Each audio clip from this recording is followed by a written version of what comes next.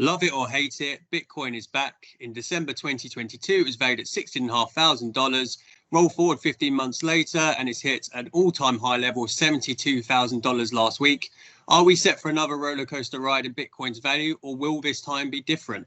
I'm joined today by none other than Sunil, our head of multi-asset investment, who's going to give us his take on the latest crypto boom. So, Sunil, what's been causing this latest surge in Bitcoin prices?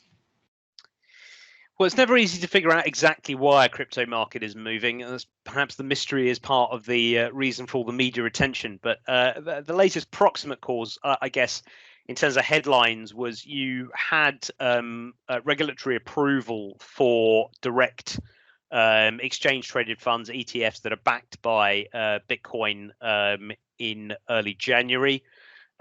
Since that happened, they've accrued about $52 billion in the 11 Bitcoin ETFs that have been created.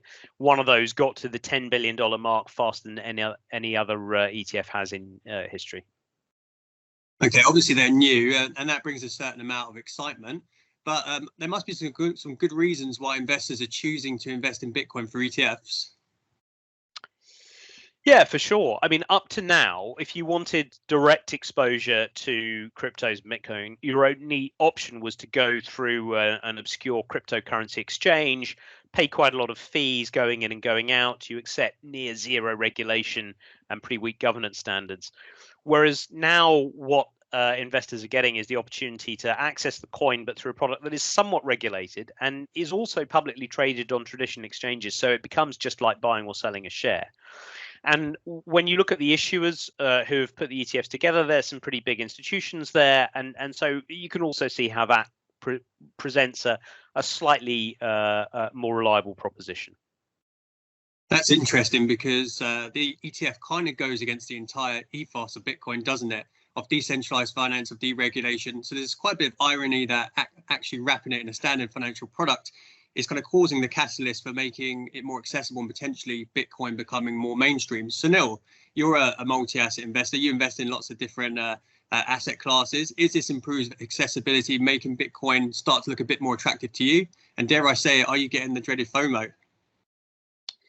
Well, an important part of the job is avoiding the FOMO, so probably won't surprise you that the answer is not yet. I mean, I think the real question that's still unanswered for investors and for society is, what's it actually for? And if you don't know the answer to that question, it's quite difficult to place a value on the asset class. You don't get to rely on the same fundamentals that, for example, a share has in terms of what does the company's balance sheet and profitability look like. I mean, that said, maybe the best comparison is between Bitcoin and physical gold, and I can see the logic because they operate on the basis of scarcity.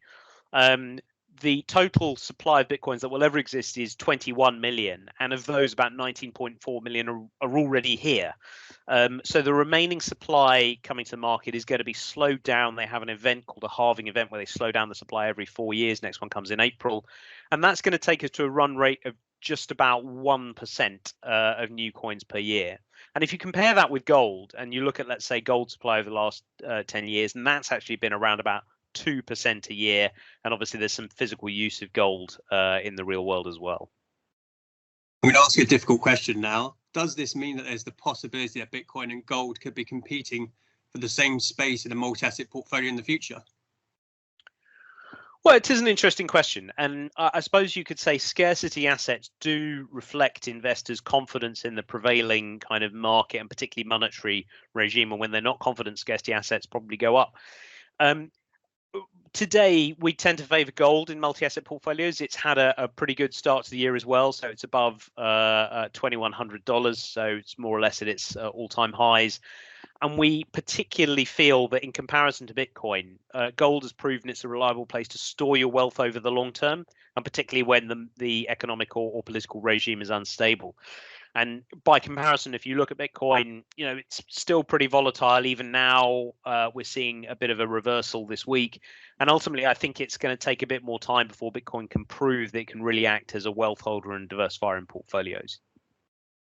Thanks, Sunil. I think that's all we have time for today. And another fascinating discussion can go in so many different directions. My main takeaway is that Bitcoin and gold are similar as scarce resources, but gold has actually has that track record of storing wealth. Bitcoin has a little bit more to do, but certainly one to watch. Thanks again, Sunil, and thanks for watching. And we'll see you next time for another episode where we put a fund manager on the spot. See you soon.